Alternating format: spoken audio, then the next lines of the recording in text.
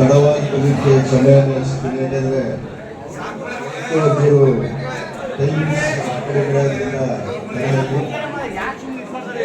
ಈ ದಿವಸ ನಾವು ಈ ಸಭೆಯನ್ನ ಕರೆದಿರೋ ಉದ್ದೇಶ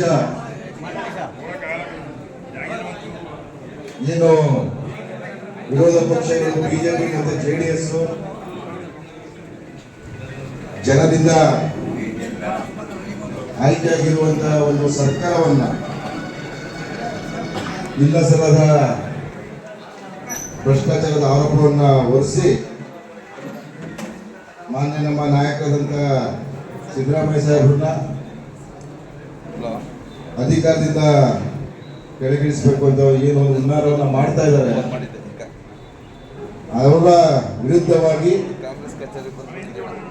9ನೇ ತಾರೀಕು ಜನಾಂದೋಲನ ಸಭೆಯನ್ನ ಮಾಡಿ ನಮ್ಮ ಮಾನ್ಯ ಮುಖ್ಯಮಂತ್ರಿಗಳಾದಂಥ ನಮ್ಮ ನಾಯಕರಾದಂಥ ಸಿದ್ದರಾಮಯ್ಯ ಸಾಹೇಬರು ಮತ್ತೆ ನಮ್ಮ ಸರ್ಕಾರಕ್ಕೆ ಜನಬೆಂಬಲ ಇದೆ ಅಂತ ತೋರಿಸುವ ಉದ್ದೇಶದಿಂದ ಈ ಸಭೆಯನ್ನ ಕರೆದಿರುವಂಥದ್ದು.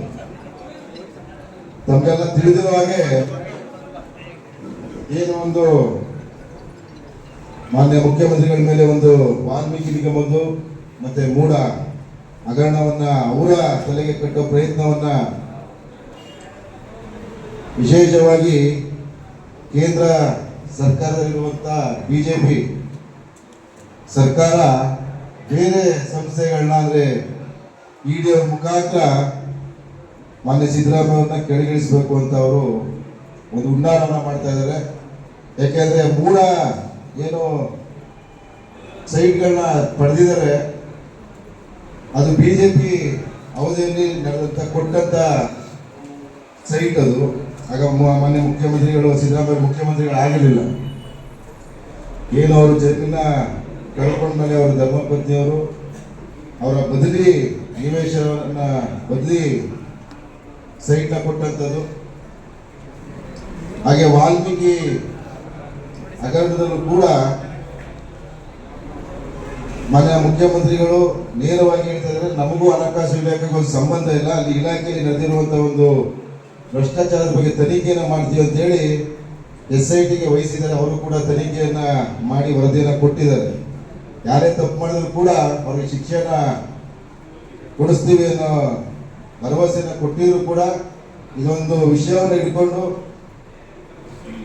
ಜನರಿಂದ ಆಯ್ಕೆಯಾದಂತಹ ಒಂದು ಕಾಂಗ್ರೆಸ್ ಪಕ್ಷದ ಸರ್ಕಾರವನ್ನ ಬೀಳ್ಸಕ್ಕೆ, ಯಾಕಂದ್ರೆ ನಿಮ್ಗೆಲ್ಲ ತಿಳಿದಿರೋ ಬಿಜೆಪಿ ಯಾವಾಗಲೂ ಕೂಡ ಕಳೆದ ಬಾರಿ ಕೂಡ ಸಮ್ಮಿಶ್ರ ಸರ್ಕಾರ ಇದ್ದಂಥ ಸಂದರ್ಭದಲ್ಲಿ ಹೇಗೆ MLAಗಳನ್ನ ಖರೀದಿ ಮಾಡಿ ಸರ್ಕಾರವನ್ನ ಮಾಡಿದ್ರು, ಅದೇ ರೀತಿ ಈಗಲೂ ಮಾಡೋ ಪ್ರಯತ್ನದಲ್ಲಿದ್ದಾರೆ. ಅದರಿಂದ ದಯವಿಟ್ಟು ಇವತ್ತು ಕರೆದಿರೋ ಸಭೆ ಏನು 9ನೇ ತಾರೀಕು ನಡೆಯುವಂತ ಸಿದ್ದರಾಮಯ್ಯ ಅವರಿಗೆ ಒಂದು ಶಕ್ತಿ, ಸಾಹೇಬರಿಗೆ ಒಂದು ಶಕ್ತಿ ತುಂಬುವಂತ ಒಂದು ಸಭೆ. ಯಾಕೆ ಅವರು ಗೆದ್ದಿರುವಂಥ ವರ್ಣ ಕ್ಷೇತ್ರ ಕೂಡ ನಮ್ಮ ನರಸೀಪುರ ತಾಲೂಕಿಗೆ ಬರುವಂಥದ್ದು. ಅದರಿಂದ ದಯವಿಟ್ಟು ಅತಿ ಹೆಚ್ಚು ಬಹಳ ಪ್ರಮುಖವಾದ ಒಂದು ಸಭೆ ಇರೋದ್ರಿಂದ ಅತಿ ಹೆಚ್ಚು ಜನ ನಮ್ಮ ಭಾಗದ ನಾವು ಯಾವಾಗಲೂ ಕೂಡ ಸಿದ್ದರಾಮಯ್ಯ ಸಾಹೇಬರಿಗೆ, ಮಾದೇವಪ್ಪ ಸಾಹೇಬರಿಗೆ ನಾವು ಎನ್ನೆಲುಬಾಗಿ ಇದೀವಿ ಅಂತ ತೋರ್ಸಕ್ಕೋಸ್ಕರ ತಮ್ಮ ತಮ್ಮ ಗ್ರಾಮಗಳಿಗೆ ಅತಿ ಹೆಚ್ಚು ಜನಗಳನ್ನ ಕರೆತರೋ ಮುಖಾಂತರ ಇದೊಂದು ಸಭೆಯನ್ನ ಯಶಸ್ವಿ ಮಾಡಬೇಕು ಅಂತೆಲ್ಲ ಕೇಳ್ಕೊತಾ, ಏನೇನೋ ಈಗಾಗಲೇ ನಮ್ಮ ಊರಿಗೆ ನಮ್ಗೆ ಎಷ್ಟು ಬಸ್ಸು, ಯಾಕಂದ್ರೆ ನಾನು ಹೇಳುವಂಥದ್ದು ಒಂದೇ ಬಸ್ ತಗೊಂಡ್ರು ಕೂಡ ಅದಕ್ಕೆ ಜನ ಕರ್ಕೊಬನ್ನಿ.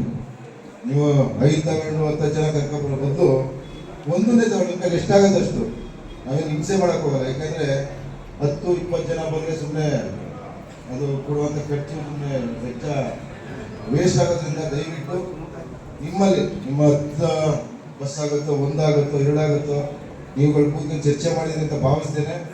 ಅದರಿಂದ ಅತಿ ಹೆಚ್ಚು ಜನಗಳನ್ನ ಬನ್ನೂರು ಭಾಗದಲ್ಲಿ ಕೂಡ ಅತಿ ಹೆಚ್ಚು ಜನ ಬರೋಂಗೆ ಭಾಗದಾಧ್ಯಕ್ಷರು ತಾವು ಜವಾಬ್ದಾರಿಯನ್ನು ವಹಿಸಿಕೊಂಡು ಈ ಒಂದು ಕಾರ್ಯಕ್ರಮವನ್ನು ಯಶಸ್ವಿ ಮಾಡಬೇಕು ಅಂತ ಹೇಳ್ತಾ ತಮ್ಮೆಲ್ಲರೂ ಕೈ ಮುಗಿದು